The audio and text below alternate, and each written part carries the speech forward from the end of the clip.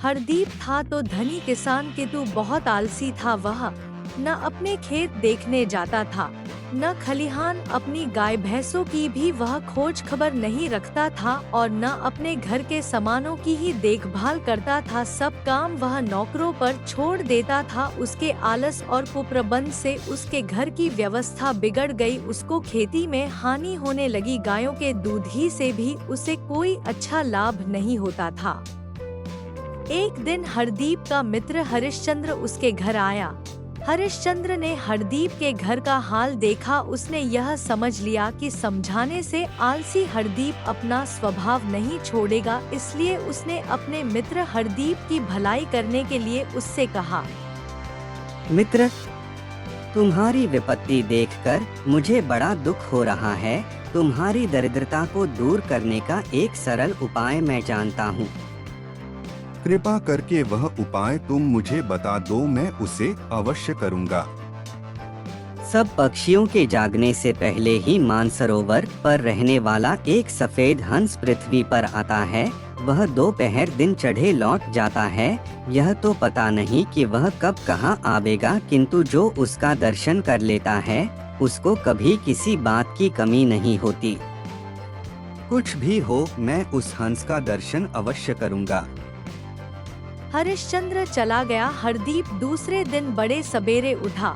वह घर से बाहर निकला और हंस की खोज में खलिहान में गया। वहां उसने देखा कि एक आदमी उसके ढेर से गेहूं अपने ढेर में डालने के लिए उठा रहा है। हरदीप को देखकर वह लज्जित हो गया और क्षमा मांगने लगा। खलिहान से वह घर लौट आया और गौशाला में गया। वहाँ का रखवाला गाय का दूध दोहकर अपनी स्त्री के लोटे में डाल रहा था। हरदीप ने उसे डांटा। घर जलपान करके हंस की खोज में वह फिर निकला और खेत पर गया। उसने देखा कि खेत पर अब तक मजदूर आए ही नहीं थे। वह वहाँ रुक गया। जब मजदूर आए तो उन्हें देर से आने का उसने उलाहना दिया। इस प्रकार वह जहाँ गया वहीं उसकी कोई न कोई हानि रुक गई। सफेद हंस की खोज में हरदीप प्रतिदिन सवेरे उठने और घूमने लगा। अब उसके नौकर ठीक काम करने लगे। उसके यहाँ चोरी होनी बंद हो गई। पहले वह रोगी रहता था, अब उसका स्वास्थ्य भी ठीक हो गया। जिस खेत से उसे 10 मन अन्न मिलता था उससे अब 25 मन मिलने लगा। गौशाला से दूध बहुत अधिक आने लगा।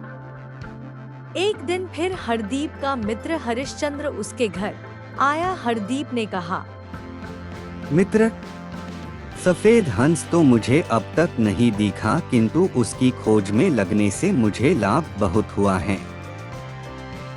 हरिश्चंद्र हंस पड़ा और बोला, परिश्रम ही वह सफेद हंस है। परिश्रम के पंख सदा सफेद होते हैं। जो परिश्रम न करके अपना काम नौकरों पर छोड़ देता है वह हानि उठाता है, और जो स्वयं परिश्रम करता है तथा जो स्वयं नौकरों की देखभाल करता है वह संपत्ति और सम्मान पाता है।